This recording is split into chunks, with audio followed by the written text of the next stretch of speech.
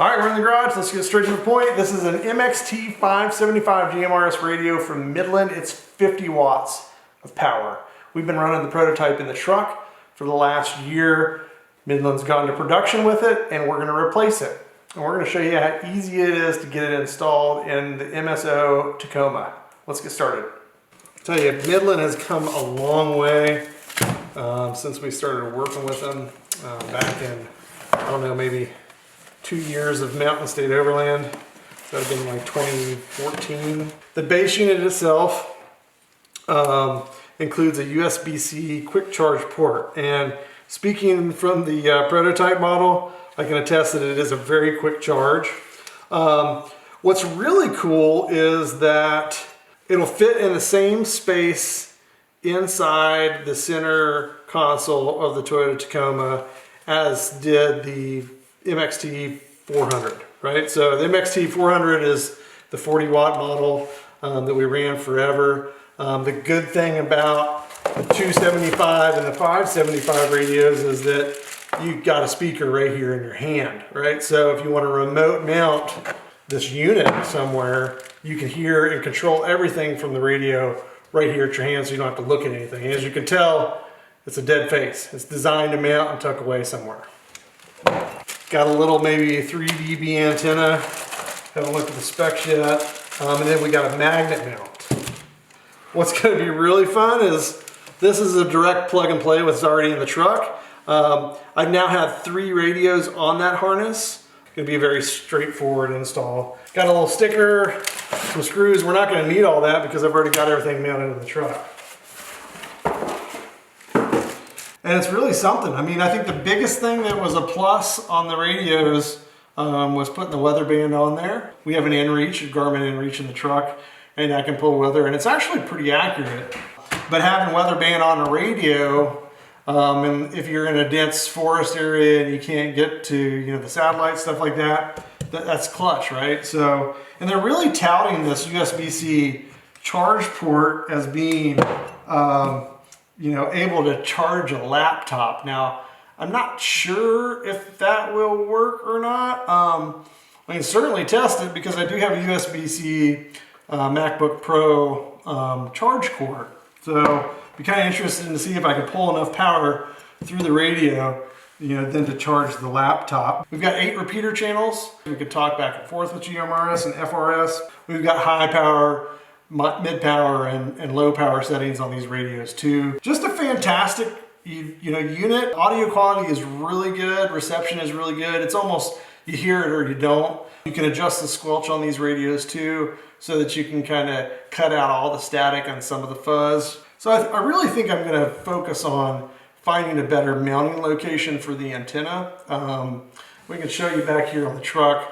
Historically we've done it just off the hood. But I want to get this thing elevated. I want to get it to the top of the canopy camper, maybe not on top of the canopy camper, but kind of nested off the side so that I can get really some good range all around me. I'd like to be able to put this on the roof and give myself a nice wide plane to kind of get the reception and transmit as necessary. But that's something I'm really going to focus on. So I may actually use this magnet mount on our next trip, throw this thing up on the roof and just see how it performs, right? Either that or just stick it on the side of the canopy camper. It's got like a little 3M metal plate here that you can put just about anywhere. Because I want to see how this thing really performs when it's in the right location. Yeah, let's get the radio out of here and put the new one in. This is our remote mounting location for our mic. In fact, let me go get the mic real quick. So you can actually see the connector here, right?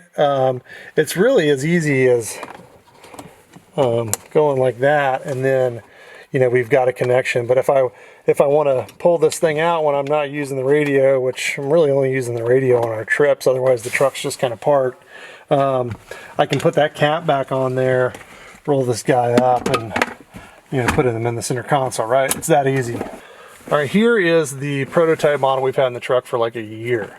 And you can kind of see the connectors down here. Pretty straightforward. I think I don't even have this thing really.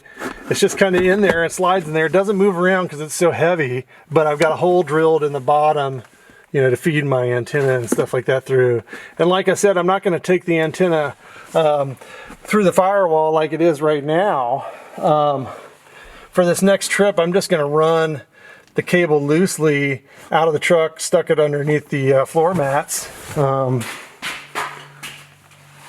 Probably come out like right here, take it up the door, and then ultimately I want to put my antenna base or mount inside this pocket here, this winged pocket, so I can get some protection, you know, from, you know, this deflector, but my antenna can stick up, you know, like right here. If the base is in there and the antenna's sticking up, you know, it'd be something like this. So yeah, we're gonna give it a shot and try to make this work. All right, first thing we're gonna do is just unplug the Ethernet cable and then unplug the power connector. And bada bing, bada boom, that's it, right? So definitely universal fit across most, if not all, of the Midland base model units.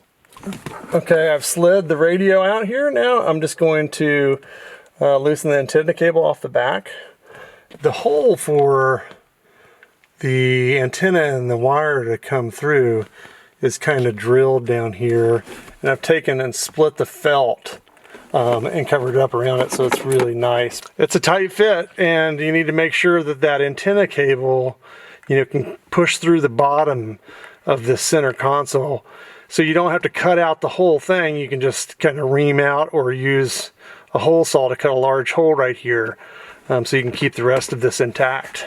So it doesn't look like there's too much that's actually changed. This is the production model. There's a shiny plate on the back here. There's not one on here. Not too sure what the purpose there is. Yeah, the radio's got a different number, obviously. So one thing that's really important to remember about these GMRS radios is you need a license. Spend some time, get out there, get a license, learn about radio communications, take some good classes, and you know, be responsible. Okay, that is it. I actually had to pull the radio out to get the Cat 5, Cat 6 cable on there. We have the radio installed. Let's power it on. And we've got power just like that, right? Okay, I'm not gonna get too serious with the antenna placement right now. We're gonna get out in the woods next weekend. We're gonna be guiding about 5 or 6 trucks. I'm gonna be talking on the radio the whole time. It's kind of the perfect test environment for that. Gonna try to capture some of that content, test things a little bit, and get feedback from people as they listen to us. Come up with a plan, come back to the garage, figure out a permanent mounting location for this antenna. Right now I think it's going to be on the canopy camper, but I don't know. Let's just see how it works and check in with you next time.